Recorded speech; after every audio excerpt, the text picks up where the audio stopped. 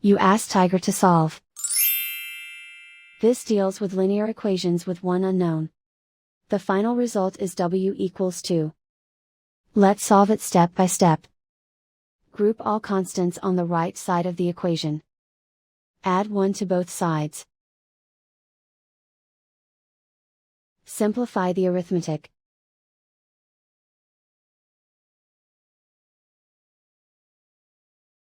Isolate the w. Divide both sides by 3. Simplify the fraction. Find the greatest common factor of the numerator and denominator. Factor out and cancel the greatest common factor. And so the final result is w equals 2.